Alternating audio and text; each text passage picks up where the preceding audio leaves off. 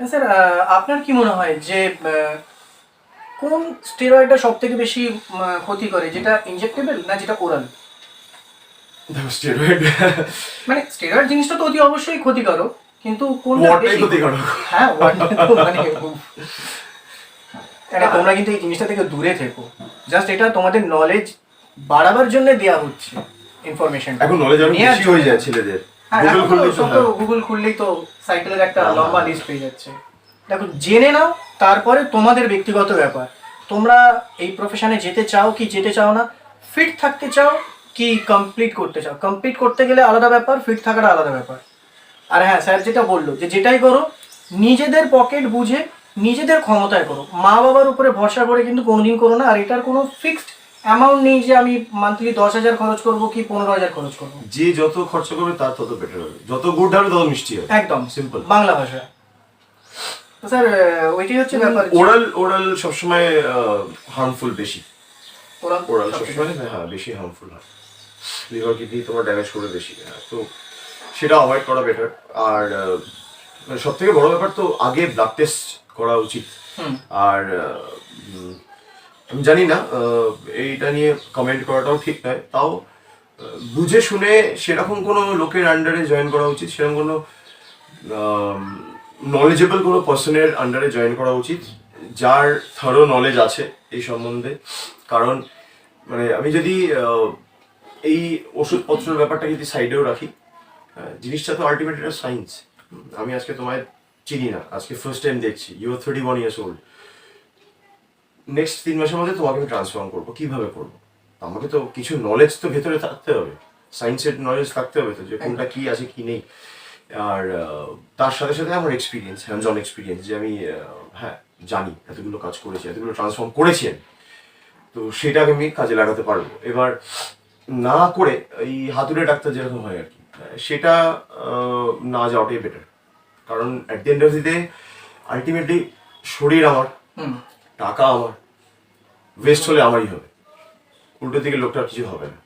আর যে যাই বলুক না কেন, আমাদের তো ভগবান কিছু নিজস্ব বুদ্ধি তো দিয়েছে, সেটা দিয়ে নিজেরা যাচাই করতে হবে। আমার ওইটাই জানা ছিল যে যেমন ধরুন আপনি এত বছর ধরে কমপ্লিট করছেন, আর আমি একটা ফিটনেস ইউটিউবার, তো আপনার এক্সপিরিয়েন্স আছে, আমার অতটা এক্সপিরিয়েন্স নেই, কিন্তু আমি গুগল সার্চ করে আমি একটা সাইকেলের লিস্ট বানিয়ে নিতে পারবো, আমি একটা ডায়েট চার্ট বানিয়ে নিতে পারবো। এই আইডিয়াটা তো তোমার আছে, মানে হবে যে হ্যাঁ একটা প্রোডাক্টের কত দাম হতে পারে। একদম একদম সেটা তো বেসিক জিনিস, সেটা তো রাখা উচিত। যেটা কিন্তু মানে এখানে ধরো খুব বাজেভাবে আর কি হচ্ছে যে হ্যাঁ যেটা 5 টাকা দাম সেটা 5,000 টাকা, 5,000 টাকায় করে লেভেল তুলে দেয়। সব থেকে বড় ব্যাপার সাপ্লিমেন্ট বা স্টেরয়েড যাই হোক, তার লেভেল তুলে দেয়।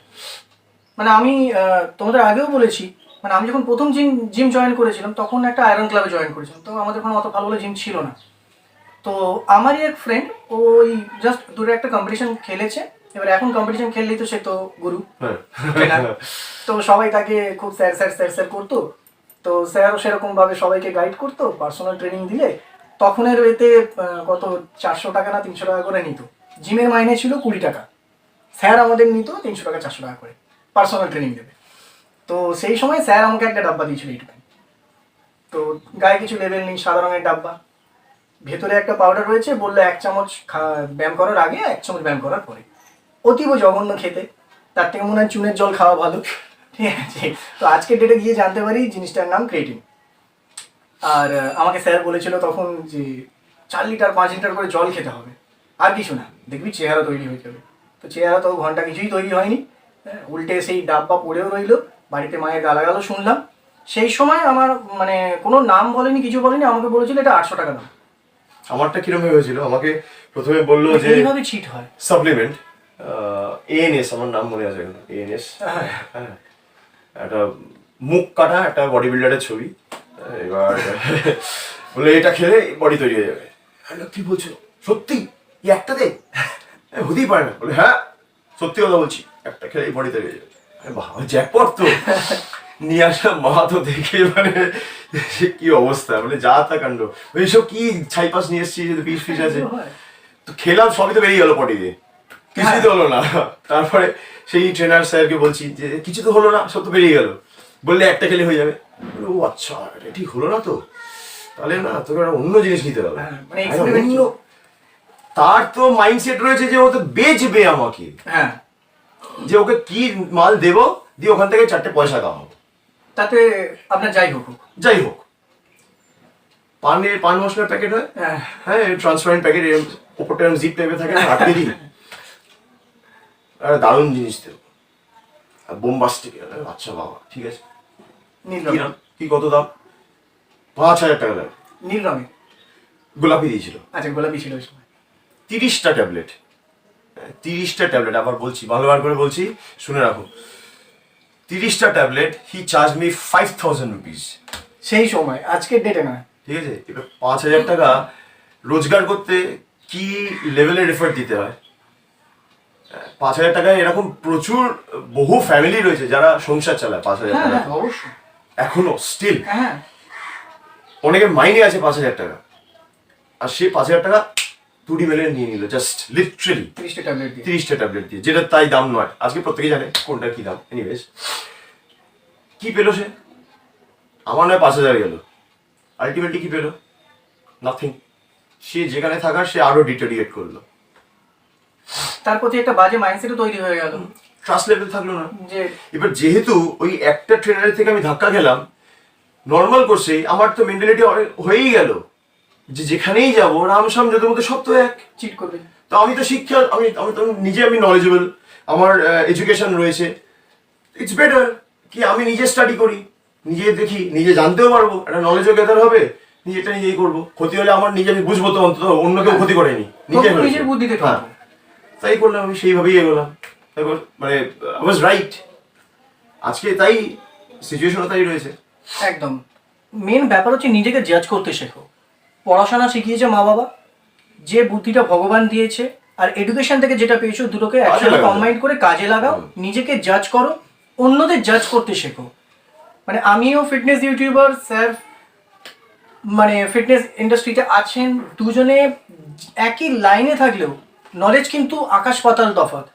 আমি যদি কাউকে ট্রান্সফর্ম করি, আমি কিন্তু গুগল সার্চ করে ট্রান্সফর্ম করে দেবো, তাতে তোমাদের ক্ষতি হবে তো উপকার হবে না। কিন্তু স্যার যদি কাউকে ট্রান্সফর্ম করে, টাইম লাগবে কিন্তু একটা ঠিকঠাক জায়গায় পৌঁছবে। অতএব তোমাদের জাজ করতে হবে যে তোমরা কোনটা চাইছো, হেলথ বাই সেফ থাকবে। ফেকের দিকে যেতে নাকি যে নলেজেবল তার কাছে যেতে, এটা তোমাদের জাজ করতে হবে। কিন্তু স্যার একটা মানে বড় প্রশ্ন আমার যেটা মনে হয়, তাহলে স্যার মানে একটা ফিটনেস ইন্ডাস্ট্রিতে আসতে গেলে বা নিজেকে ফিট রাখতে গেলে একটা কোচ কতটা গুরুত্বপূর্ণ ভূমিকা পালন করে? Vital point. মানে দেখো, নিজেকে ফিট রাখার জন্য কোনো কোচ বা গুরুর দরকার হয় না। হ্যাঁ, তো নর্মাল কোর্সে প্রত্যেকেরই জিমে যাওয়া উচিত, আমি যেটা প্রত্যেকে সাজেস্টও করি। বিশেষ করে এখন যা সিচুয়েশন রয়েছে, জিমে যাওয়া উচিত এবং ওয়ার্কআউট, ডেলি ওয়ার্কআউট করা উচিত, হেলদি ডায়েট একটা মেনটেন করা উচিত, ডিসিপ্লিন। আমি ছোটবেলা থেকেই শিখে এসেছি মা বাবার কাছে যে ডিসিপ্লিন লাইফ লিড করতে হয়। একদম। আর্লি মর্নিং ওঠা ঘুম থেকে, আর ঠিক টাইমে টাইমে খাওয়া দাওয়া, চান টান করা, সেই মতোই জিমে যাওয়া এবং ফিট থাকার জন্য যা যা ওয়ার্কআউট করা উচিত সেগুলো করা উচিত। যখনই প্রফেশনালি আমি চলে আসছি, তখন coach comes in the picture. আচ্ছা। এবার সেই সব মানে একজন কোচ সে হয়ে যায় একজন অ্যাথলিটের কিন্তু ব্যাকবোন, যেটা আমি পার্সোনালি বিলিভ করি, আর এটা আমার পার্সোনাল পার্সপেক্টিভও বলতে পারো। আর আমরা বড় জাতেরই দেখি আর কি, যে সমস্ত বড় বড় অ্যাথলিট আছেন, যারা বড় বডি বিল্ডার্স আছেন, যাদেরই নাম নেবে, মানে coach plays a vital role in their life আর ইন দেয়ার ক্যারিয়ার অলসো। মানে সেখানে গিয়ে কোথাও না কোথাও অ্যাট টাইমস এটা হয়ে যায় যে মা বাবার আগে, মা বাবা, স্ত্রী, যে ফ্যামিলির আগে কিন্তু কোচের জায়গাটা চলে আসে অটোমেটিক্যালি। মানে এটা কেউ পারপাসলি করে না, বাট এটা হয়ে যায় বিকজ অফ দিস সিচুয়েশন। আর সেটা অদ্ভুত একটা বন্ডিং তৈরি হয়, আর ট্রাস্ট ফ্যাক্টর একটা তৈরি হয়, একটা অন্য রকমের একটা ভালোবাসার একটা সম্পর্ক তৈরি হয়, খুব rare, which is very rare আজকের ডেটে। স্টিল রয়েছে, কারণ রেয়ার কেন বলছি, কারণ এখন লোকে বেশি টাকা কেন্দ্রিক হয়ে গেছে, একদম। যার ফলে ওই কোচের ওপর যে ডিপেন্ডেন্সিটা, যে বন্ডিং, যে রিলেশনশিপের যে ডেপথ, সেইটা কিন্তু আসছে না। তুমি আমার কাছে জয়েন করলে, আমি আজ দেখে নিলাম তোমার কীরকম কী কী আছে, কীরকম মান্থলি ইনকাম, সেই বেসিসে আমি চার্জ ইউ। বন্ডিং তৈরি হচ্ছে না কোনো, কারণ টাকা পয়সার সম্পর্ক। বন্ডিং তখনই তৈরি হবে যখন কিনা তুমি আমাকে নিজের মতো ভাববে আর আমি তোমাকে নিজের মতো ভাববো। তখন গিয়ে হ্যাঁ তোমার ভালো মন্দ সব আমি বিচার করব। আজকে জিনিসটাই চেঞ্জ হয়ে গেছে, সেই জিনিসটা নেই। কারণ যে ছেলে যাকে কাউকে ট্রেন করছে, ট্রেন করার সাথে সাথে তার এটা মাইন্ডসেট থাকছে যে হ্যাঁ ও তো নেট দেখবে, গুগল ঘাঁটবে, আচ্ছা ওকে এটা দেওয়া যাবে না, ওকে অন্যটা দিও, অন্যভাবে দেবো যাতে কিনা না বেরোয় আমার হাত থেকে। হাতে ধরে রাখার একটা টেন্ডেন্সি, এটা থাকলে তো হবে না, তো বন্ডিং কি করে তৈরি হবে? সেখানে গিয়ে ওই ট্রাস্ট জিনিসটা কাজ করে না, ট্রাস্ট জিনিসটা কাজ করছে না। কিন্তু যেখানে গিয়ে ট্রাস্টটা কাজ করা উচিত, সব থেকে ভাইটাল পয়েন্ট এটা, যে একজন কোচের মানে he is all in all. সেটাই, মানে ওনারই গুরুত্ব, ওনারই সমস্ত, উনি যা বলবেন সেটাই চোখ কান বুঝে ফলো করা। মানে আমি মানে ইউটিউব তো এখন সবাই ফলো করে। আমি একজন বডি বিল্ডারকে দেখছিলাম, ভিকি সিং, ইউএসএ তে থাকে। ওর কোচ হচ্ছে জর্জ ফেরা। তো ও জর্জ ফেরাকে মানে নিজের মা বাবার থেকে বেশি গুরুত্ব দেয়। কিন্তু মানে ও এক গ্লাস জলের সঙ্গে কি সাপ্লিমেন্ট নেবে বা ব্রেকফাস্টের পরে কি ফ্রুট খাবে, ও কিন্তু প্রত্যেকটা ওকে ইনফর্ম করে তারপরে করে। আমি ওর একদিন ওয়ান ডে লাইফটা দেখছিলাম, তাতেও মানে যা করছে। তুমি দেখবে, আমি তোমাকে তাও স্পেসিফিক্যালি বলছি, ফিলহিথে দেখবে, ফিলহিথ যবে থেকে স্টার্ট করেছে, হানি রামবোর্ড ফিলহিথের ট্রেনার আছে, ট্রেনার বলে কিন্তু তারা কিন্তু কেউ কোচ বলে না। তো এখানে সবাই এখন কোচ হয়ে যাচ্ছে, আমি জানি না ব্যাপারটা কি। তো আমি I use to call myself as a coach, but then I stop saying myself as a coach. আমি কিন্তু ট্রেনার, হ্যাঁ, কারণ টপ হেভি হয়ে যাচ্ছে। মানে পিরামিড তো এইরকম হওয়া উচিত। পিরামিড যদি উল্টো হয়ে যায় তাহলে তো গন্ডগোল। হ্যাঁ, তো সে অত বড় যে 19টা অলিম্পিয়াড টাইটেল এনেছে, সেই লোকটা নিজেকে ট্রেনার বলছে, তাহলে আমি কোথা থেকে নিজেকে কোচ বলবো? একদম একদম। হ্যাঁ, দুদিন একটা কোর্স করলাম, কোর্স করে সার্টিফিকেট নিয়ে 3 দিনের মাথায় একটা ক্যাংটা কাশি একটা ছেলে, তাকে ল্যাটপুলি মারাচ্ছি, হয়ে গেলাম official coach. What the hell? এটা হয় না এভাবে। নিজেকে সেই জায়গায় নিয়ে যাও, তারপর বলো। তো ফিলহিথ তুমি দেখবে, এটা লক্ষ্য করে, ফিলহিথ, ফ্লেক্স লুইস যখন লাস্ট টাইম 7 বার চ্যাম্পিয়ন হলো, তো হয়ে ও রিটায়ার করলো, মানে ওই ডিভিশন থেকে রিটায়ার করলো, 212 থেকে। গায়ে কাটা দিচ্ছে এত, মানে এটা না থাকলে, ভেতরে না থাকলে না মানুষ বলতে পারে না, যেমন ঠিক তেমনি সেই জিনিসটা লিখতে পারে না, ভেতর থেকে আসে না। মেয়েকে জিনিস বোঝা যায়। ফ্লেক্স লুইস আর ওর ট্রেনার, ওর কোচ নীল হিল, দুজনেই পোস্ট করেছিলেন দুজনের হয়ে after that achievement, after 7th title. দেখলে পরে মানে আমি তোমায় গ্যারেন্টি দিয়ে বলতে পারি, চ্যালেঞ্জ করে বলতে পারি, তুমি লেখাটা পড়বে, তোমার চোখ দিয়ে জল বেরোবেই বেরোবে, চোখ দিয়ে জল বেরোবেই বেরোবে। মানে লেখাটা পড়েই বোঝা যাচ্ছে ওদের কি বন্ডিং, কি লেভেলের বন্ডিং। মানে তুমি ভাবতে পারবে না যে একজন অ্যাথলিটের জন্য তার কোচ ডিফারেন্ট কান্ট্রি ট্রাভেল করছে তার ফ্যামিলিকে সাইডে রেখে। Can you believe that? মানে সত্যি এই জিনিসগুলো সত্যি মানে লাকি কিছু মানুষ আছে যারা এখান থেকে বোঝা যায় যে কি ডেপথ রয়েছে রিলেশনশিপে, আর তাদের মধ্যে কি ট্রাস্ট ফ্যাক্টর। তবেই কিনা এই জিনিসটা আসে, আদারওয়াইজ আসে না। একদম একদম মেন্টালিটি। মানে এই ইউএসএ বডি বিল্ডারদের নিয়ে কথা হচ্ছে, তাতে আমার আরেকটা নামও মনে পড়লো। মানে তার আবার কেসটা উল্টো, উইলিয়াম বোনাক। ওর আবার কেসটা একটু উল্টো ছিল। উইলিয়াম বোনাক কি দেখো, ও একটু বেশি ওই অধ্যত্ত, হ্যাঁ, যার ফলে নিজেকে একটু বড় মনে করে নিয়েছিল। সেই জিনিসটার মধ্যে একটা বিশাল কিছু একটা করে নিয়েছিল। যথেষ্ট বড় মাপেরই উনি প্লেয়ার। হ্যাঁ, মানে আমি তার লোকের যোগ্য নয় কিছু কমেন্ট করাই উচিত না, তবু মানে ওনার যে কমেন্টটা ছিল নিজের কোচের প্রতি বা ট্রেনারের প্রতি, সত্যি মানে একজন ওই লেভেলের অ্যাথলেটের কাছ থেকে আর কিন্তু কাউকে দেখবে না তুমি, কেউ কিন্তু করে না এই জিনিসগুলো। হ্যাঁ, ওদের কালচারটা কিন্তু আলাদা, ওদের কালচার সেই জায়গা থেকে ওটা একটা এক্সেপশনাল ছিল। তো স্যার, এটা তো গেল ট্রেনারদের ব্যাপারে, তোমরা জানতে পারলে। আর একটা প্রশ্ন যেটা স্যার, ওয়ে প্রোটিন আর একটা ওয়ে আইসোলেট, তো স্যার আপনার মতে কোনটা কোন চেহারার জন্য পারফেক্ট? কেননা আমি বাজারে যাচ্ছি, আমাকে যে সাপ্লিমেন্ট বিক্রি করে সে বলছে যে তুই ওয়ে প্রোটিনটা নিয়ে নে, বাট আমি যখন জিমে যাচ্ছি আমার বন্ধু বান্ধব যারা আছে তারা বলছে না তুই ওয়ে আইসোলেটটা নে। তো কোনটা বেটার, মানে আমার চেহারা অনুযায়ী আমাকে দিয়ে বললে তোমরা বুঝতে পারবে, আমি 80 কেজিতে আছি, তো আমার এখন জিম ফিম করছি না, তো আমার চেহারা অনুযায়ী কোনটা হলে বেটার? দেখো, চেহারার উপর ডিপেন্ড করে না, আচ্ছা। করে পার্টলি। প্রাইমারি ফোকাস কোনটা হচ্ছে, সেটা হচ্ছে যে আমার গোলটা কি, একদম। উদ্দেশ্যটা কি। আমি 100 টাকা দিয়ে বন্দুকের ক্যাপও কিনতে পারি, 100 টাকা দিয়ে ওষুধও কিনতে পারি, আবার 100 টাকা দিয়ে আমি রেড পয়জনও কিনতে পারি। তো আমার ওপর সেটা যে আমার দরকারটা কি, উদ্দেশ্যটা কি, গোল কি, সেইটার উপরে বেস করে হচ্ছে আমার সেই খাবারটা আসছে। একদম। হ্যাঁ, আমার মুড অফ রয়েছে, বন্ধু বান্ধবের সাথে ঝগড়াঝাটি হয়েছে বা বাড়িতে হয়েছে ঝগড়াঝাটি, হ্যাঁ, মিষ্টি খাবো, ঠিক হয়ে গেল। তখন মিষ্টিটা আমার কাছে দরকারি ছিল, তখন আমি বয়েলড চিকেন খাওয়াটা আমার কাছে দরকারি নয়। যখন যেটা নিড সেই অনুযায়ী। তো এবার সিম্পল, যাদের যে ফ্যাট লেভেল কম করতে চাইছে, যে বডি টোন আপ করবে, একটা শেপে আসবে প্রপার, তার জন্য আইসোলেট প্রোটিন সবসময় দরকার। কারণ সেখানে প্রোটিনের পরিমাণটা অনেক বেশি থাকে, 90% অলমোস্ট প্রোটিন থাকে। আর এক্সেসিভ ফ্যাট যেগুলো থাকে, ফ্যাট সুগার লেভেল এগুলো থাকে না, জিরো কার্বস থাকে।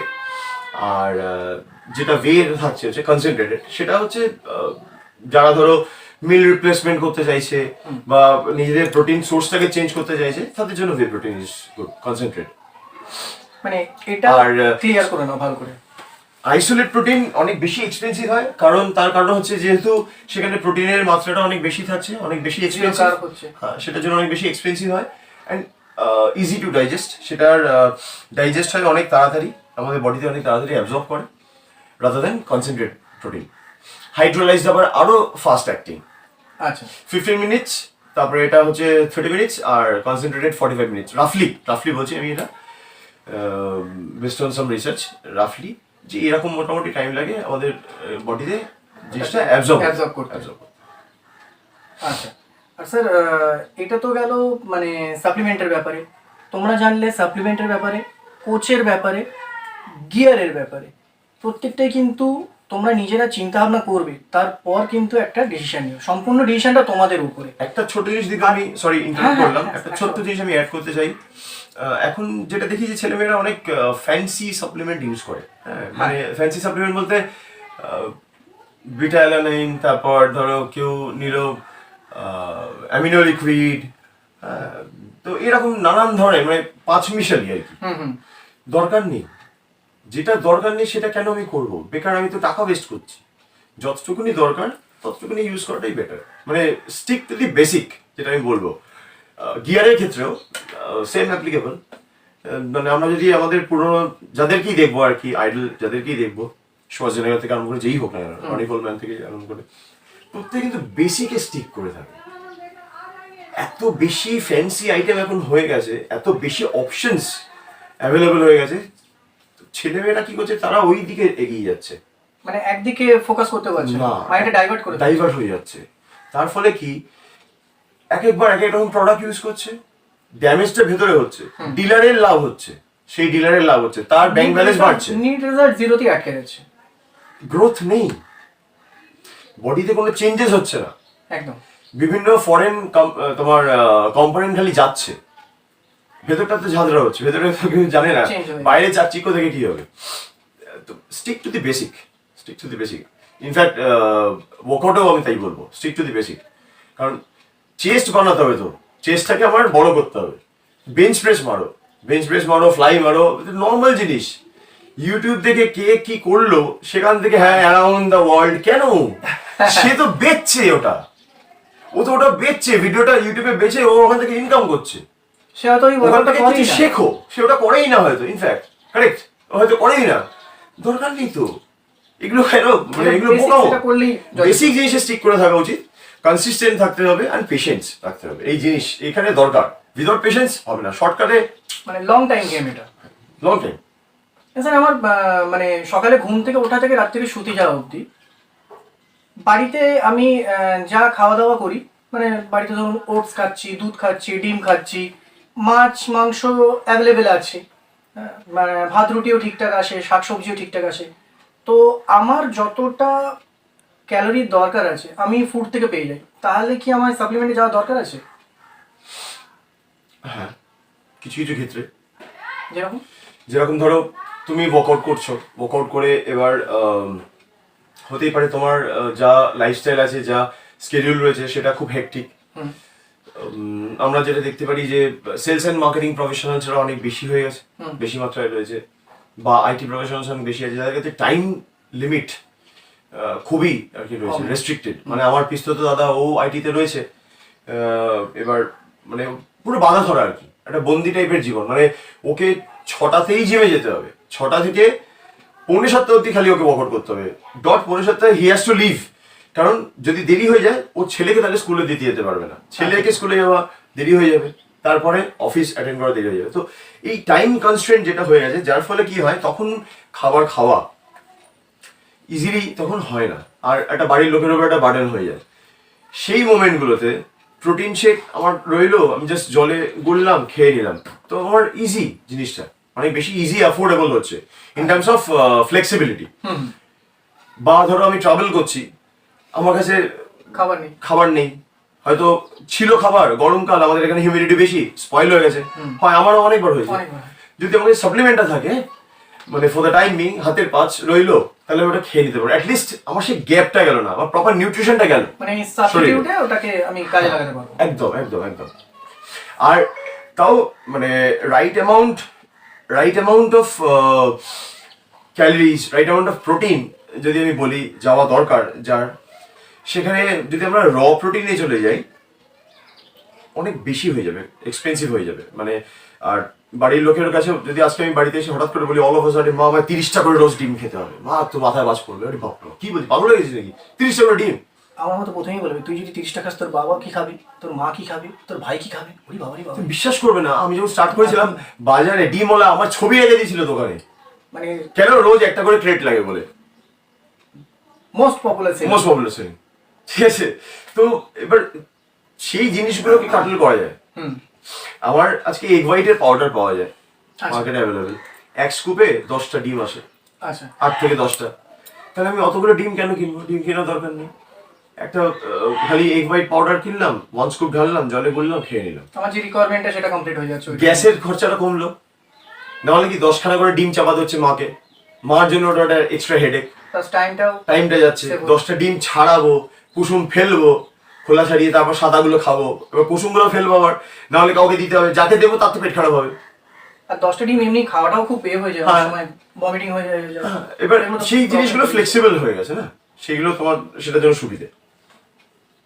স্যার আরেকটা ব্যাপার হচ্ছে যে অনেকে বলে যে মানে অনেকে কেন এখন যেটা সবাই জানে যে চিকেন ব্রেস্ট প্রোটিনের মেন সোর্স, ওখান থেকে সব থেকে বেশি প্রোটিন পাওয়া যায়।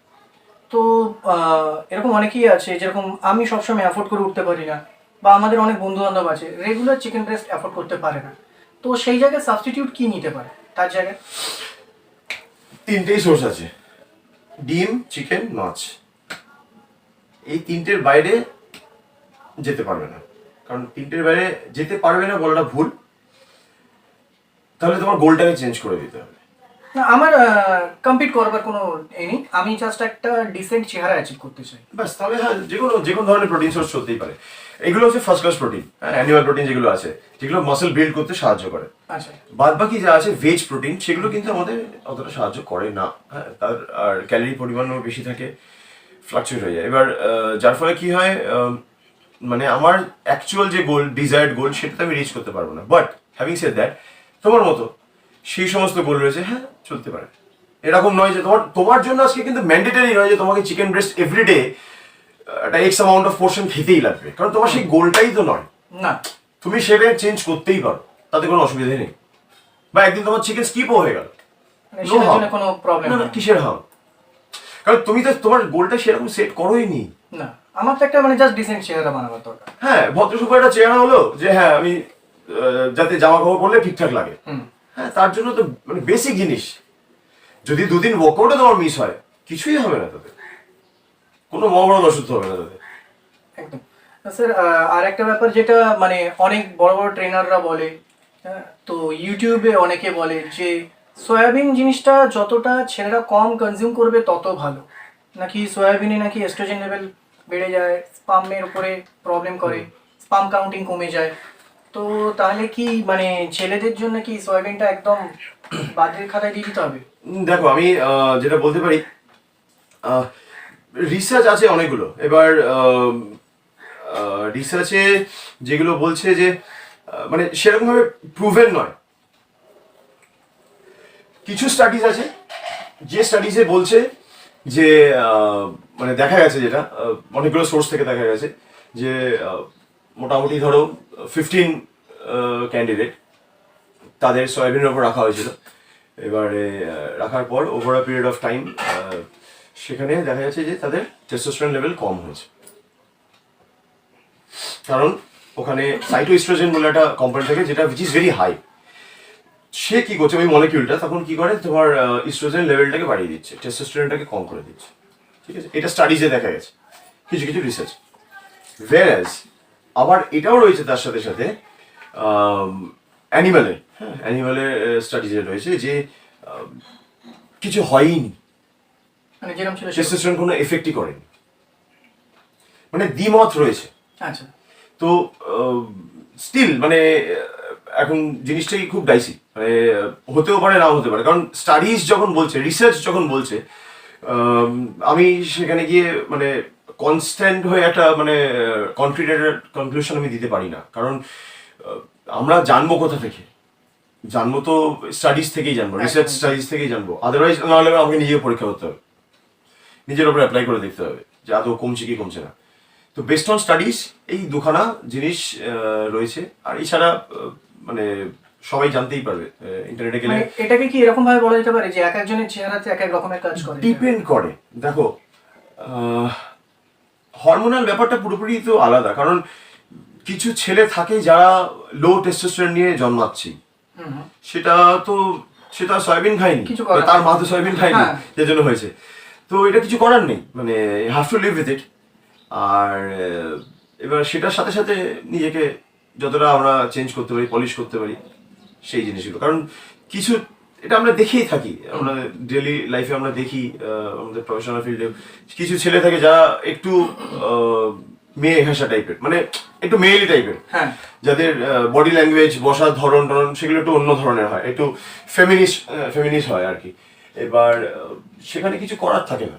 সেখানে আমার যেটা পার্সোনালি আমি ফিল করি, সেই ছেলেটার ইনিশিয়েটিভ নেওয়া উচিত নিজের প্রতি, যে হয়েছে তো কি হয়েছে, ড্রব্যাক আছে তো কি হয়েছে, এই ড্রব্যাকটাকে আমি কাজে লাগাবো, লাগিয়ে এটাকে আমি বেটার করবো, যাতে আমাকে পরবর্তী ক্ষেত্রে আমাকে যাতে কোনো বন্ধু বান্ধব কেউ যাতে আওয়াজ না দিতে পারে, আমাকে যাতে পিছনে না পড়ে থাকতে হয়, আমি যাতে এগিয়ে আসতে পারি, সেটার জন্য আমি নিজেকে চেঞ্জ করার চেষ্টা করব। আমার মনে হয় এই অ্যাপ্রোচটা হওয়া উচিত, যেটা আবার এখন সেই আমি জানি না, আমি নিতে পারি না। I am very sorry to say, with all due respect, hands on my heart, ভগবান ছেলে বানিয়েছে, স্টিক টু দ্যাট। হতে পারে আজকে আমার হরমোনাল লেভেলে কিছু চেঞ্জেস আছে, ইস্ট্রোজেন লেভেল বেশি আছে, আমার দাড়ি গোপ ওঠে না, ঠিক আছে, stay with it, face it. Chinese যারা রয়েছে তাদের, আমরা যখন নর্থের দিকে চলে যাবো, তাদের দাড়ি গোপ ওঠে না, লোম নেই শরীরে, সেটাই থাকছে না, তাহলে কি চেঞ্জ হয়ে যাচ্ছে? সবথেকে বড় বড় উদাহরণ সালোয়ার কামিজ পরছে না, লিপস্টিক লাগাচ্ছে না তারা, চুল সুল, হ্যাঁ ও তো তাহলে গোপ দাড়ি নেই, কিন্তু যে কোনো লেভেলের চেহারা। হ্যাঁ, তাহলে তো সেইটাতে আমার মনে হয় স্টিক করো, এমন কিছু করার দরকার নেই যেটা কেন আমার নিজের আইডেন্টিটিটাকে কেন আমি হারাবো। হ্যাঁ। আরে মা বাবা জন্ম দিয়েছে, ভগবান রয়েছে মাথার ওপর, কেন ওয়াই চেঞ্জ দ্যাট? এই এখন এই কালচারটা হয়েছে না, মানে এখন জানি না কতগুলো নাম আছে আমি জানি, চিনি না তাদেরকে, বললে পরে তখন আমি রিয়েলাইজ করি, আচ্ছা ও আচ্ছা আচ্ছা হ্যাঁ ও এই ছিল সেদিনকে, আচ্ছা সব আমার ঠিক যায় না, হজম করতে পারি না একদম। তো স্যার আমার লাস্ট কোয়েশ্চেন, যেটা আমার লিস্টের মধ্যে ছিল না, তো একবার আর একটা জিনিস আমি তোমাকে দিই এখানে, সরি ইন্টারাপ্ট করার জন্য। টেস্টোস্টেরন যখনই আসছে জিনিসটা পিকচারে, সেখানে আমি আর একটা প্র্যাকটিক্যাল জিনিস দিয়ে আমি তোমাকে বলতে পারি, এরকম প্রচুর ছেলেরা রয়েছে যারা কিনা বডি বিল্ডিং এ আসছে, এসেছে, চলে যাচ্ছে, জানে না তাদের কি টেস্টোস্টেরন নিয়ে তারা জন্মেছিল। Before starting a cycle they don't know anything about it. After doing everything সে গিয়ে ট্রেনারকে বা তার কোচকে বা তার গুরুকে র্যান্ডম লেফট অ্যান্ড রাইট, কেন না তার বিয়ে হয়ে গেছে, তার বাচ্চা হচ্ছে না, সে হচ্ছে তাই। কেন ভাই? একদম একদম তুমি এরকম ডাইরেক্টলি তাকে পিন পয়েন্ট করে কি করে বলতে পারছো, গান পয়েন্টে রেখে যে তুমি দায়ী, তুমি বেটা দিয়েছিলে আমাকে, আমার দেখো কি হয়ে গেল ক্ষতি, বাচ্চা হচ্ছে না, কে দেবে? একদম একদম আগে তো নিজেকে জানতে হবে যে আমি before starting a cycle whether my testosterone level is what, নিচেই ছিল, লো ছিল, স্ট্যান্ডার্ড ছিল নাকি হাই ছিল, হাই ছিল, হ্যাঁ। সেটা না জেনে আমি একটা কমেন্ট ব্লেম করাটা উচিত নয়। তো আগে জানা উচিত কি লেভেল আছে কি নেই, যার জন্য বললাম টেস্টগুলো করানো উচিত। তারপর আবার যখন কম্পিটিশন হয়ে গেল বা আমার সেই ফটোশুট হলো বা যাই হোক না কেন, যে গোলটা অ্যাচিভ হয়ে গেল, তারপর আবার আমাকে টেস্ট করানো উচিত যে আমার ন্যাচারাল টেস্টোস্টেরন প্রোডাকশনটা কি স্টার্ট হয়েছে, হয়ে আদৌ কোন জায়গায় আসলো, ব্যাক টু নর্মাল নাকি তার থেকে লো, এই জিনিসগুলো জানা উচিত। কারণ যখনই তুমি অ্যানাবলিক্স স্টার্ট করবে, once you start anabolics, your natural testosterone production will get shut down. একদম হবেই। ও তো বুঝতে পারছে না, ও বাইরে থেকে আসছে, তো বানাবে কেন? হ্যাঁ বানাবে কেন? এবার তারপরে গিয়ে জিনিসটা আটকে যায়, এবার তারপরেই কমপ্লিকেশন স্টার্ট হয়ে যায়। সো এই জিনিসটা মাথায় রাখা উচিত, কারণ ফিউচার সেক্ষেত্রে অনেক কিছু মানে প্রবলেম আসতে পারে। হ্যাঁ, মানে নট অনলি সয়াবিন, মানে সয়াবিন কেন, মানে অনেক কিছুই ভুড়ি ভুড়ি তো সব নিয়ে যাচ্ছে, সয়াবিনটাকে অ্যাভয়েড করলো, টেস্টোস্টেরন লো হয়ে যাবে বলে, এদিকে খাচ্ছে এত কিছু, হ্যাঁ তো এগুলো সেই effect জিনিসটা, করতেই পারে। সেটা মাথায় রাখা উচিত। তবে একটা জিনিস তোমরা বুঝতে পারলে, স্যার যেগুলো বললো সেখান থেকে আমি যেটা বুঝলাম সেটা আমি তোমাদের শর্টে বলি, যে তোমাদের যদি কিছু টার্গেট থাকে, সে স্টেজ কমপ্লিট করা হোক বা ফটোশ্যুট হোক, মানে ওই ফেসবুক বা ইনস্টাগ্রামে দেওয়ার জন্য নয়, বড় লেভেলে কোনো জায়গায় যদি বা কাজকর্ম রিলেটেড থাকে, তবেই কিন্তু তোমরা এইসব জিনিসগুলো প্রপার গাইডেন্সের আন্ডারে এইগুলোকে ইউজ করো। আদারওয়াইজ কোনো দরকার নেই, এগুলোকে ইউজ করার কোনো প্রয়োজনই নেই। একটা ডিসেন্ট চেহারা এমনি হয়ে যায়। আর হ্যাঁ, সব থেকে আগে নিজের শরীরকে জানো, বডি বানায় না, তুমি কি আছো। স্টেরয়েড কোনোদিনও বডি বানায় না, মানে একদমই না। সেই জিনিসটা মাথা থেকে বার করে দেওয়া উচিত। একদম একদম খাওয়া দাওয়া আর ডেডিকেশন, হার্ড ওয়ার্ক, ওয়ার্কআউট, সেই হচ্ছে ফিজিক তৈরি করে, স্টেরয়েড কোনোদিনও ফিজিক তৈরি করে না। তাহলে এত তো লোকজন বসে রয়েছে, বিশেষ করে আমি একটা সেগমেন্ট, মারোয়ারি সেগমেন্ট, হ্যাঁ আমি বলতে চাচ্ছি মারোয়ারিতে তো প্রচুর পয়সা, কোটি কোটিপতি, আরো প্রতিশত, তো সবাই তো ওই সোফায় বসে থাকতো না, ঘি খেতো না, আর ফুলতো না, জানে তো স্টেরয়েড আছে, তো নিত, ট্রেন হয়ে গেল। সব থেকে বড় ব্যাপার আম্বানি ছেড়ে তো নিয়ে নিতে পারতো। তাহলে তো হয় না ওটা, এটা মানে মিথ, একটা বাজে ধারণা রয়েছে, ভুল ধারণা, সেটা মাথা থেকে হাঁটিয়ে দেওয়া উচিত। একদম একদম।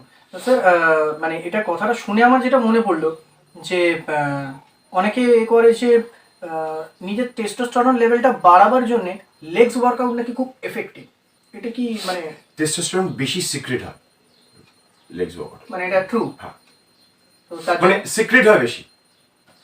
আচ্ছা, তো সেটার জন্য কি মানে মানে যারা এইসবই গিয়ার ইউজ করে তাদের জন্য, নাকি না অল ওভার প্রত্যেক সবার জন্যই, মানে আমার লেগস ওয়ার্কআউটে করলে আমার টেস্টোস্টেরন বেশি সিক্রেশন হবে, এটা সবাই জানে। হ্যাঁ, সবার জন্য, সবার জন্য গ্রোথও ভালো হবে তাতে। না, মাসেল গ্রোথ তো না, তার কোনো কারণ নেই যে মাসেল গ্রোথ ভালো হবে। মাসেল গ্রোথ কখন হচ্ছে, যখন আমি রাইট ফুড দিচ্ছি, ওয়ার্কআউটের ওপরে নয়। আমি মানে ফাটিয়ে ওয়ার্কআউট করছি, জেনে গেছি হ্যাঁ কোনটা কোনটা করলে আমার কি কি হবে, যেটা যেটা উইক পয়েন্ট আছে সেগুলো আমার প্লাস পয়েন্ট হয়ে যাবে। রাইট অ্যামাউন্ট অফ ফুড, ওটা হচ্ছে মেইন জিনিস। জিমে কি করছি আমরা সেটা কিন্তু ম্যাটার করে না। যেটা সব থেকে important, that is after gym, after your workout, when you are at home, সারা দিনটা তুমি কিভাবে স্পেন্ড করছো, দ্যাটস অল ম্যাটার। জিমে আমি 1 ঘন্টা 2 ঘন্টা 4 ঘন্টা দিয়ে দিলাম, ওয়ার্কআউট করলাম, কাল ঘাম ছুটিয়ে, বিভৎস পাম্প নিল, বাড়ি ফিরে এসে জলাঞ্জলি, পুরোটাই জিরো হয়ে গেল, কিচ্ছু হবে না। মেইন জিনিসটা হচ্ছে আফটার জিম, যে আমি right amount of food, proper nutrition আমার যাচ্ছে কিনা, প্রপার স্লিপ হচ্ছে কিনা, রেস্ট হচ্ছে কিনা। রেস্ট তো আমি জানি না, এখনকার বাঙালি ছেলেমেয়েরা তো মনে হয় না নেয়, কারণ সারাক্ষণ তো চোখে আটকানো রয়েছে। তবে রাত্রির বেলা তো নেটের স্পিড বেশি আছে। হ্যাঁ ওই তো, হ্যাঁ, এবার কোথায় ঘুম, কই আমার তো আমি দেখি তো আমার কত স্টুডেন্ট রয়েছে কোথায় সারা রাত্রি ধরে তারা অনলাইন কেন, তারপরে এসে বলবে স্যার রেজাল্টটা হলো না তো, তাহলে আমি কি করবো, তুমি কেন ঘুমোচ্ছ না, গার্লফ্রেন্ড এই করেছে, বলছি তাহলে কোনটা করবি, গার্লফ্রেন্ডকে নিয়ে থাকবি নাকি নিজের ফিউচার সিকিউর করবি, হ্যাঁ। যে কোনো একটা তো।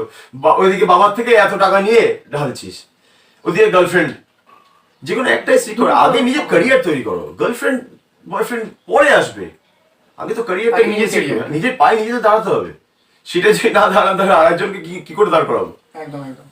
তাহলে আমার এক বন্ধু আমাকে কোয়েশ্চেন করেছিলে যে শুধু ওয়ার্কআউটের মাধ্যমেও নিজের চেহারা বানানো যায়, ডায়েট অতটা ফ্যাক্টর নয়, তো তুমি তোমার উত্তর পেয়ে গেছো যে ডায়েটটা কতটা গুরুত্বপূর্ণ। 70%। 70% ডায়েট, তার মধ্যে 30%-এর মধ্যে রেস্ট রয়েছে, ওয়ার্কআউট রয়েছে।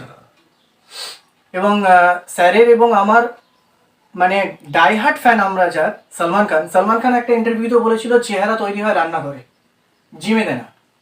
তোমার রান্নাঘরে তুমি কি বানাচ্ছো কি খাচ্ছ একদম, একদম। সেটা হচ্ছে তোমার আসল, চেহারা তৈরি হয় রান্নাঘরে। তো ওটা আমি খুব করেছিলাম জিনিসটাকে। True true. স্যার আরেকটা প্রশ্ন, মানে এটা ডায়েটের কথাটা বলতে মনে পড়লো, মানে আমার লাস্ট যে কোয়েশ্চেনটা করবো সেটা আমি পরে যাচ্ছি, তার আগে যাচ্ছি ডালচিনি, অনেকে দারুচিনি বলো, অনেকে ডালচিনি বলো।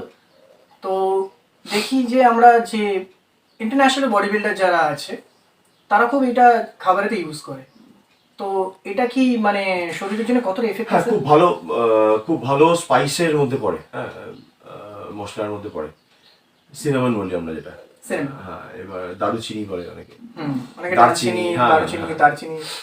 এটা অ্যান্টি অক্সিডেন্টে কাজ করে প্রচুর, মানে মেডিসিনাল ভ্যালুজ অনেক রয়েছে। মেডিসিনাল ভ্যালুজ বলতে মানে ওষুধের গুণাগুণ অনেক তার মধ্যে আর কি বজায় রয়েছে, যার ফলে কিনা আমাদের শরীরে সেটা নানান রকম ভাবে কাজ করে। কিরকম মানে কি কি হতে পারে, রোগ প্রতিরোধক ক্ষমতা হিসেবে কাজ করে, বাড়িয়ে দেয়, হ্যাঁ। এছাড়া ধরো ডায়াবেটিস যাদের রয়েছে, হ্যাঁ diabetic patient, blood sugar level ঠিক রাখে, যাদের হার্টের প্রবলেম থাকে, ক্যান্সার, আর তারপর তোমার এগুলো তোমার কাজ রাখছে। এছাড়া ছাড়া তোমার যেটা ব্যাড কোলেস্টেরল আমরা বলি, ব্যাড কোলেস্টেরল, যেটা ব্যাড কোলেস্টেরলকে কন্ট্রোল করার সাথে সাথে তার ফলেই আমার হার্টটা আরো বেটার থাকছে। তো এই মেডিসিনাল ভ্যালুসগুলো অনেক বেশি আছে, যার ফলে হ্যাঁ আমাদের খাওয়া উচিত, খাবারে রাখা উচিত। ইনফ্যাক্ট মানে স্টাডিজ বলেও যে বাচ্চাদের থেকেই আর কি খাওয়ানো যেতে পারে। এটা কত এজ অবধি খাবে? সেরকম নেই, মানে স্টার্টস ফ্রম 6 মান্থস, মানে 6 মাসের বাচ্চা কেউ আমরা ফিড করাতে পারি আর কি, আচ্ছা। হ্যাঁ থেকে করানো যেতে পারে, কারণ শরীরের পক্ষে এতটাই সেটা ভালো লাগে, কাজে লাগে আর কি। আর মানে এই সমস্ত জিনিসগুলো তো আমাদের এখানে সেরকম চল নেই, মানে আমাদের somehow। এখানেই আছে কিন্তু আমরা সেটা সম্বন্ধে এতটা রয়েছে, নলেজেবল নই। হ্যাঁ নলেজ নেই আমাদের। যেমন কালো জাম, হ্যাঁ কালো জামটা খুব ইউজফুল, হ্যাঁ অ্যান্টিঅক্সিডেন্টেরও কাজ করে, এটাও অ্যান্টিঅক্সিডেন্টের কাজ করে। এবার কালো জাম আমরা জিনিসটা অনেকে পছন্দ করে, অনেকে পছন্দ করে না, আমার ভালো লাগে খেতে, আমার ভালো লাগে না, আমার জিভ খসখস করে। আমার জাস্ট ভালো লাগে তাও। এবার সেটাও আমাদের দেখো এই বেরিজ, কারণ একটু ফ্যান্সি টাইপের দিকে চলে যায়, যেটা আমি আগেই বলছিলাম আর কি, হ্যাঁ ফ্যান্সি জিনিসে না গিয়ে স্টিক টু দি বেসিক, তাহলে পরে অনেক জিনিস ভালো করে করা যায়। সেটার জন্য আমাদের মেন দরকার সেটা হচ্ছে নলেজ। নলেজ দেখো, মানে সেটা আমি যদি বলবো যে study করতে বাজে নলেজ ইন্টারনেট ঘেটে না করার থেকে ভালো নলেজ গ্যাদার করা বেটার, যেটা ফিউচারে কাজে লাগবে। তো ক্ষণস্থায়ী মানে- আনন্দের মানে পেছনে না দৈনন্দিন গিয়ে জীবনেও কাজে লাগতে পারে। হ্যাঁ, ক্ষণস্থায়ী আনন্দের পেছনে না গিয়ে একটা লং টাইম কাজে লাগবে, সেটা নলেজেবল হওয়াটা বেটার। এই যেমন আমাদের এই সেগমেন্টে একটা মিথ রয়েছে যে বডি বিল্ডিং করলেই নাকি বয়েলড চিকেন খেতে হবে, হ্যাঁ, জেলের কয়েদির মতো খাও, বাপরে বাপ, হবেই না। মানে পাতলা জল ট্যালট্যালে, তার মধ্যে নাকি কতগুলো চিকেনের পিস ভাসছে, তেল তো চলবেই না। খেয়ে বলছে এগুলো সবই পড়বে খাবারে, হলুদ নুন যা যা আছে, পাঁচফোড়ন সবই পড়বে। কোথাও লেখা নেই তো যে বয়েলড চিকেন খেতে হবে তবে কি আমার মাসেল হবে, নয়। বাদ বাকি খাবার সেগুলো কি করছি, ডাল ফাল যেগুলো, তাতে তো দিচ্ছি হলুদ নুন সব, সবই তো আছে। সেক্ষেত্রে মশলা যাচ্ছে, আর চিকেনের ক্ষেত্রে মশলা যাবে না কেন? মানে এই মিথগুলো প্রচুর রয়েছে। মানে আমি প্রত্যেককে বলি, আমি আজকেও তোমার চ্যানেলে বলছি, হোম কুকড অবশ্যই। If you do professionally body building, Then also, under your prep, you can have home cooked chili chicken without coating cornflour. Chili chicken, you can have chili chicken, lemon chicken, পালং chicken, শীতকাল পড়েছে, পালং শাক পাওয়া যাবে মার্কেটে, বেশি বাজারে পাওয়া যাবে, পালং chicken, honey chicken, ginger chicken, Kashmiri chicken, যা পারবে, Tasty. You can have anything. হ্যাঁ, তাতে ক্রিম টিম জাতীয় সেই জিনিসগুলো অ্যাভয়েড করা উচিত। তেলের পরিমাণ তোমাকে যা বলে দেওয়া হচ্ছে, যেটা প্রেসক্রাইব করা হচ্ছে সেই পরিমাণই তেল দেওয়া উচিত। তার মানে এই নয় যে আমি গড়গড়ে করে পুরো তেল ঢেলে দিলাম, একদম। সেটা নয়। অলিভ অয়েল হোক অলিভ অয়েল, কোকোনাট অয়েল হোক coconut oil, edible coconut oil. আর এবার ঠিক ওই রাইট অ্যামাউন্ট অফ অয়েলটাই ওখানে দিয়ে তুমি যে কোনো ধরনের প্রিপারেশন খেতে পারো। মানে your diet food should be tasty. আর মানে at the end of the day তুমি সারাদিন ধরে খাবে যে খাবারটা একটা লং পিরিয়ড অফ টাইম, হ্যাঁ। সেখানে যদি তোমার খাবারের প্রতি যদি Taste একটা না থাকে। হ্যাঁ, তখন এমনিতেই মুড তো চিটচিটে থাকবে। তো ওই জিনিসগুলো ভুল, মানে মিথ, এই জিনিসগুলো চলে গেছে যে ওরকম বয়েল চিকেন একদম সবাই মানে মোটামুটি খেয়েছি, কিন্তু আমি নিজেও খেয়েছি। চিকেন খেতে হবে এবার। আমি নিজেও খেয়েছি, আমার মনে আছে যখন আমি স্টার্ট করেছিলাম আমি জানতাম না, যখন আমিও খেয়েছি। বড় এত বড় একটা পিস কিনে এনেছি, খালি ওটাই ভাসছে। মা বলছে এরকম ভাবে কি করে খাবি, পিস করবি না? না, পিস করা যাবে না। আর পুরো রাবারের মতো হয়ে যায়। হ্যাঁ, খেয়েই যাচ্ছি, চিবিয়েই যাচ্ছি কতক্ষণ ধরে। হ্যাঁ। তো ওইগুলো নয়, গ্রিল চিকেন করো না, গ্রিল চিকেন করে খাওয়া ভালো করে। টেস্টিও হয় খুব। হ্যাঁ, সব ধরনের খাবার খাওয়া যায়। একদম একদম। তো স্যার এইগুলো তো গেল, এইগুলো সম্বন্ধে আমরা জানলাম। তো স্যার এরপরে আমার যে কোয়েশ্চেনটা হচ্ছে সেটা আমি মানে ভেবে আসিনি, জাস্ট এখন মনে পড়লো, সেটার জন্যই জিজ্ঞেস করছি। স্যার এখন তো এই কোভিড প্রবলেম চলছে, তো এই সিচুয়েশানে সিনিয়রদের জন্যে যদি কিছু ডায়েট প্ল্যান আপনি বলেন, যে যারা সিনিয়র আছে, কেননা আমরা ইয়াংস যারা আছি তারা তো আমাদের সব কিছু মোটামুটি ঠিকঠাক করে নিচ্ছে, আমাদের ইমিউনিটি পাওয়ারও ঠিকঠাক আছে, কিন্তু যারা সিনিয়র আছে, যারা একটু এজেড হয়ে গেছে, তাদের জন্য যদি কিছু মানে ডায়েট প্ল্যান আর যদি টুকটাক কিছু ওয়ার্কআউট বলে দেন। ডেফিনেটলি আমি প্রথমেই যে পয়েন্টটা বলবো, যেটা আমি এখানে হাইলাইট করতে চাই, সেটা হচ্ছে যারা বয়োজ্যেষ্ঠ রয়েছেন আর কি, আমাদের সিনিয়র বাড়ির, এবার তাদের যা যা প্রেসক্রাইবড মেডিসিন রয়েছে প্রতিদিন, যেগুলো তাদেরকে কনজিউম করতে হয়, সেটা হার্ট রিলেটেড হতে পারে, প্রেশার রিলেটেড হতে পারে, সুগার রিলেটেড হতে পারে, আর্থ্রাইটিস হতে পারে, ক্যান বি এনিথিং, সেটা যাতে তারা কন্টিনিউ রাখে, যাতে স্টপ না করে। একদম। কেন বলছি আমি এই কথাটা, এই পয়েন্টটা কেন তুললাম? আমার নিজের ঘরেই আমার নিজের বাবা প্রেশারের ওষুধ বন্ধ করে দিয়েছিল। কেন? তার লজিক ছিল এটাই, প্রেশার নর্মাল। স্যার আপনাকে থামিয়ে একটা কথা বলছি, যদি আপনার প্রবলেম না থাকে তো আমরা একটু কাকু কাকিমার সঙ্গে মিট করতে পারি? হ্যাঁ, অবশ্যই অবশ্যই। তো বন্ধুরা আমি তোমাদের দেখাবো, স্যারের মা বাবার সঙ্গে মিট করবো, আমরা কথা বলবো, তো স্যারের কাছ থেকে জেনে নিই এটা। এবার বাবা was very much active, very active. মানে আমাদের ধরো যে কোনো রকম অফিসিয়াল কাজ, ব্যাংক রিলেটেড হোক বা যাই হোক না কেন, বাবাই ওয়াজ ভেরি অ্যাক্টিভ, মানে সবসময় আর কি ছোটাছুটি করছে সব কিছু। 68 বছর বয়স, হি 68। তো দ্যাট ওয়াজ দি লজিক, যে প্রেশার ওয়াজ নর্মাল, সেই জন্যই প্রেশারের ওষুধটা বন্ধ রেখেছিলাম। ফুরিয়ে গেছে বলিনি, আবার তোর ওপর চাপ পড়বে, আবার আনতে যেতে হবে, সিচুয়েশন ঠিক নেই, কোভিড, সব জায়গা বন্ধ, না, এটা তো ভুল। এটা মানুষ মাত্রই ভুল হয়, তো আমাদের বাবা মার তরফ থেকেও কিছু না কিছু ভুল হয়ে যায়। সেই জন্য আমি বলবো যে যাতে যেটা নর্মাল কোর্সে যে আপনাদের যা যা প্রেসক্রাইব মেডিসিন রয়েছে বাই ডক্টর, সেগুলো যাতে কন্টিনিউ রাখেন, সেগুলো অবশ্যই মানে কখনো যেন না ভুলে যান সেগুলো খেতে। যদি ভুলে যাওয়ার টেন্ডেন্সি থাকে, ছেলে মেয়ে কাউকে বলুন, স্মার্টফোন সবাই আজকাল ইউজ করে, সেখানে রিমাইন্ডার সেট করে রাখতে। আদারওয়াইজ ইজি সলিউশন, আপনি নিজে একটা কাগজ পেন নিয়ে লিখে দেয়ালে আটকে রেখে দিন কোন কোন টাইমে কি কি ওষুধ আছে, সেই টাইমে ওষুধগুলো খান, জল খান ভালো করে।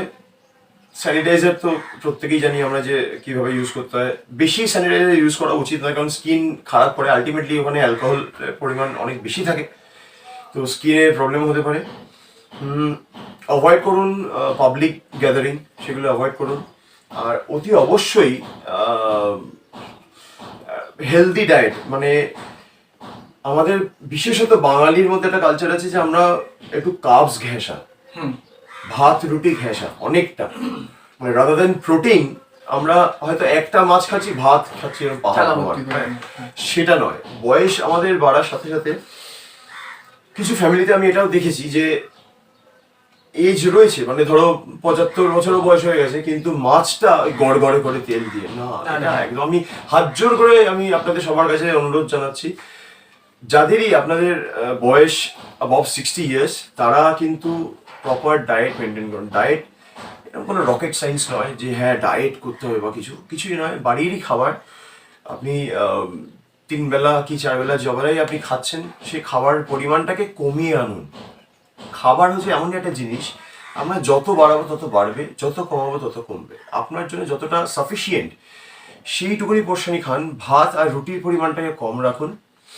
শাকসবজি বেশি করে খান। আমাদের বাঙালির কালচার কিন্তু চেঞ্জ হয়ে যাচ্ছে, শাকসবজি হয় না, হ্যাঁ, পদ বেশি হয়ে যাচ্ছে। সেই পদ ধোকার ডালনা, আবার তার সাথে মাছ রয়েছে, ডাল রয়েছে, ভাজা একটা তার সাথে আলাদা লাগবে। এই এতগুলো মাল্টিপল জিনিস দরকার নেই, স্টিক টু বেসিক। তাই সেই আপনি ডাল খাচ্ছেন, ডাল খান, মাছ খাচ্ছেন, জ্যান্ত মাছ যেগুলো সেগুলো খান। মাছের তেলটাকে অ্যাভয়েড করুন, গড়গড়ে করে সর্ষে বাটা দিয়ে না, একদম না, উচিত নয়। বিশেষ করে রাত্রিবেলা তো একদম উচিত নয়। রাত্রিবেলা সব থেকে বেস্ট হচ্ছে যে লাইট ফুড কনজিউম করুন। ডিনারটাকে একটু আগে সেরে নিন, একদম মানে ধরুন 11টা 12টার সময় আপনি খাচ্ছেন, খেয়েই ধরো শুয়ে পড়ছেন, না এটা নয়। 9টা আমি প্রেফার করব, যারা বয়োজ্যেষ্ঠ তাদের জন্য 9টার সময় আপনারা ডিনার করে নিন। ডিনার করে তারপরে রিল্যাক্স করুন, ফ্যামিলির সাথে কথা বলে তারপরে আপনারা শুতে যান। আর কোল্ড ড্রিঙ্কস, মিষ্টি অ্যাভয়েড, পেস্ট্রিজ। এই শীতকাল আসছে, হ্যাঁ। আমার পিসি খুব ভালো কেক বানায়, তার এখন ছবি পাঠানো আরম্ভ হয়ে গেছে হোয়াটসঅ্যাপে, নানা রকম কেক, কবে আসবি পাঠাবো, খাওয়াবো। লিমিটেড সব জিনিসটাকে কাটল করা উচিত। আর অতি অবশ্যই ছেলে মেয়ে যেই আছে না কেন বাড়িতে, তাকে বলুন অ্যামাজন থেকে হোক, ফ্লিপকার্ট থেকে হোক, যোগা ম্যাট একটা বাড়িতে কিনে দিতে। আর সেই যোগা ম্যাটে আপনারা ডেইলি এক্সারসাইজ করুন। কিছুই নয়, জাস্ট মানে বেসিক ওঠ বসতে আমরা প্রত্যেকেই স্কুলে তো করতাম, গান ধরে, তো ওঠ বস করার একটা এটা তো tendency আছে। বাঙালির মানে অভ্যেসের হ্যাঁ। মধ্যে আছে। তো সেইগুলো করুন। হাত পা জাস্ট কি বলবো, স্ট্রেচিং করুন। বেসিক জিনিস তো এগুলো, যে হাত পা জাস্ট স্ট্রেচ করা, হাত পা স্ট্রেচ করা, সেই ব্যাক স্ট্রেচ, পায়ে স্ট্রেচিং, এগুলো করুন। এগুলো করতেই পারেন, তাহলে কি হবে না, এই জয়েন্ট পেন হয়, যারা বয়স্ক মানুষ থাকে তাদের জয়েন্ট পেন হয় খুব, আর সব জং ধরে যায়, তারা উঠতেই পারছে না, উঠতেই তাদের 1 ঘন্টা লেগে যাচ্ছে। তো সেইগুলো যাতে না হয় সেই জন্য মুভমেন্ট করুন। Physical movement is very very crucial, very very essential. Physical movement করুন। আর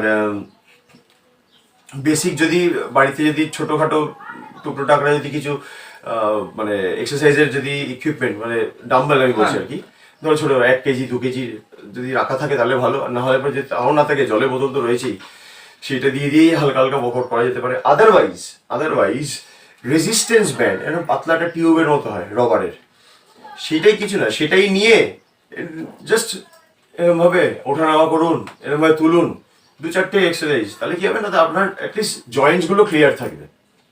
মাসলগুলো অ্যাক্টিভ হ্যাঁ, মাসলগুলো অ্যাক্টিভ থাকবে, জয়েন্টসগুলো ক্লিয়ার থাকবে। এই বেসিক জিনিস, আর সেরকম কিছু নয়। আর ফ্যামিলি গ্যাদারিং হলে পরে সেখানেও প্রচুর খাবার যে খেতেই হবে না, এরকম কোথাও রুল নেই যে হ্যাঁ আজকে তো অমুকের জন্মদিন তাই জন্য এত পদ হয়েছে সব খেতে হবে না। নিজের ওজন বুঝে একদম সেই জিনিসটাই করা উচিত, লিমিটেড করে দিন ফুডটা। তাহলে বোঝা গেল ইয়ংদের জন্যে, সিনিয়রদের জন্যে স্যার সব কিছুই বললো। এবার এইগুলোকে তোমরা একটুখানি জাস্ট মেনটেন করো, তাহলেই দেখবে ফিট বাংলার মতো তোমরা কিন্তু ফিট হয়ে গেছো। ও হ্যাঁ, আরেকটা জিনিস তো স্যারকে জিজ্ঞেস করেনি, স্যার এই মুহূর্তে আপনার বাইসেপের সাইজ কিরকম? মেশার করিনি অনেস্টলি। না, এখন তো আপনি গেনিং এ আছেন দেখেই মনে হচ্ছে। আমি লাস্ট একটা দিয়েছিলাম পোস্ট, মনে হয় ইনস্টাতে। আমার ঠিক খেয়াল নেই, মেজার করা অবস্থাতেই মনে হয় দেওয়া হয়েছিল, দেখতে হবে কত ছিল ওটা, একদম মনে নেই আমার।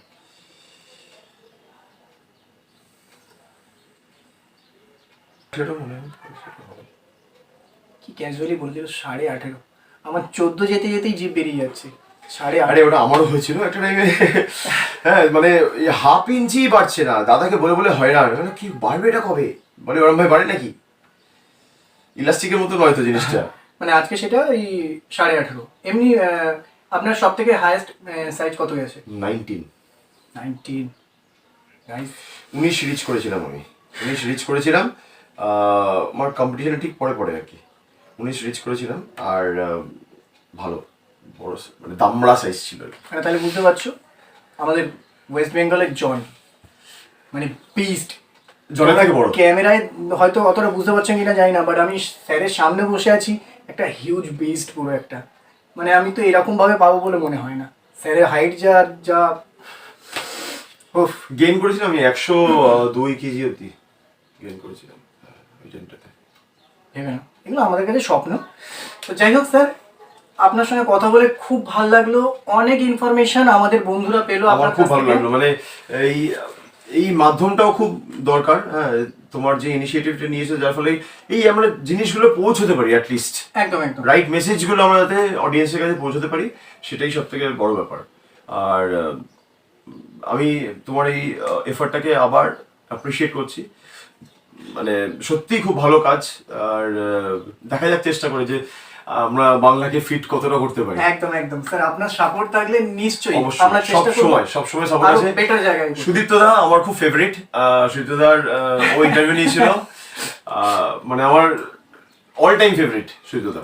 এবার মানুষ হিসেবে, প্লেয়ার হিসেবে তো রয়েছে, সেটা বলার দরকার নেই, সেটা বলাটা অনেক কম হয়ে যাবে, আর আমার যোগ্যতাও কম সেই রেসপেক্টে।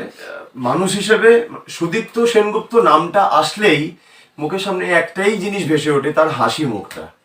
একদম একদম স্বতঃস্ফূর্ত যে সেই হাসিটা, মানে নিষ্পাপ হাসি, মানে যার মধ্যে কোনো কিছু নেই, নির্ভেজাল হাসি, সেটাই ভেসে ওঠে। আমি মাকে তাই বলছিলাম যে সুদীপ্তদার ইন্টারভিউ নিয়েছে কিছুদিন আগে, মনে আছে তো সুদীপ্তদা কে? মানে হ্যাঁ, না মনে থাকার কি আছে, তুই গিয়েছিলি না পোজিং শিখতে? হ্যাঁ হ্যাঁ হ্যাঁ, বাড়িতে গিয়েছিলাম আমি পোজিং এর জন্য। মানে আমি সুদীপ্ত স্যারের ইন্টারভিউ করেছি, স্যার আপনার ইন্টারভিউ করলাম, বাট আমি দুজনের মধ্যে একটা জিনিস খুব মিল পেলাম। আমি সুদীপ্ত স্যারের সামনে যেদিন গেছিলাম, তো ওনার তো আমার নাম্বার ছিল না, তবু তো আপনার নাম্বার আমার কাছে ছিল। আমি স্যারের খবর নিয়েছিলাম যে স্যার এরকম একটা জিমেতে ট্রেনিং দেন, তো আমি জাস্ট গেছিলাম, স্যারকে বলেছিলাম, স্যার 1 সেকেন্ডও টাইম নেয়নি, স্যার বললো হ্যাঁ ঠিক আছে তুমি কবে করবে আমাকে 2 দিন আগে জানিয়ে দিও। আর স্যার সেম জিনিসটা আমি আপনার কাছ থেকে পেলাম। আমি স্যারকে যেদিন টেক্সট করেছি, স্যার 15 মিনিটের মধ্যে আমাকে রিপ্লাই করেছেন যে হ্যাঁ ঠিক আছে আমি করতে রাজি আছি, ডেটটা আমরা ফাইনাল করছি। না তাও আমার ও বলছে, তাও আমার মিস হয়েছে, আমার ডেট মিস হয়েছে। না, তো সেটা ওর তো মিস হয় না জেনারেলি, কিছু করার নেই। সিচুয়েশনের জন্য, কারণ বাবার শরীর যেহেতু খারাপ ছিল, যার জন্য মানে আমি কিন্তু কমিটমেন্ট ফেল করি না, বাট আনফরচুনেটলি হয়ে গেছে দুর্ভাগ্যবশত। না না, ওটা কিছু করার নেই স্যার। বাট স্যার ঠিক আছে স্যার, আমরা এর পরে আশা রাখবো যে সব থেকে মেন ব্যাপার যেটা স্যার আজকে ওভারটেক করে বেরিয়ে গেল, সেটা হচ্ছে স্যারের টিম রিপ্টের সঙ্গে একদিন আমরা মিট করব। আরে বাপরে, তো আমি দেখেছি, তোমরাও দেখেছো টিম রিপ্টকে, একদিন টিম রিপ্টকে সামনাসামনি আমরা ফেস করব আমার চ্যানেলেতে স্যারের সঙ্গে, ডেফিনেটলি, আর সেটা খুব শীঘ্রই হচ্ছে। ডেফিনেটলি, একদম স্যার, একদম তো একদম। স্যার আজকে এটুকুই আমরা রাখছি। তোমাদের যা যা ইনফরমেশন পেলে কিরকম লাগলো সেটা আমায় কমেন্ট সেকশনে জানাতে ভুলবে না। আর আরও কি কি নতুন নতুন জানতে চাও, তোমাদের যা যা কোয়েশ্চেন আছে সেটা আমাকে কমেন্ট সেকশনে জানিয়ে দিও। আর দেখা হচ্ছে খুব তাড়াতাড়ি আবার একটা অন্য সেশনেতে। আর সাবস্ক্রাইব করো চ্যানেলটাকে, একদম একদম, সাপোর্ট করতেই হবে অবশ্যই, এটা আমাদের প্রত্যেকের দায়িত্ব, প্রত্যেকের কর্তব্য। স্যারের একটা চ্যানেল আছে, স্যারকেও কিন্তু সাপোর্ট করো। স্যারের চ্যানেলের লিঙ্কটা আমি দিয়ে দেবো ডেসক্রিপশনেতে। Thank you. তো ততক্ষণের জন্য দেখতে থাকো fit Bangla, sign out. Bye by.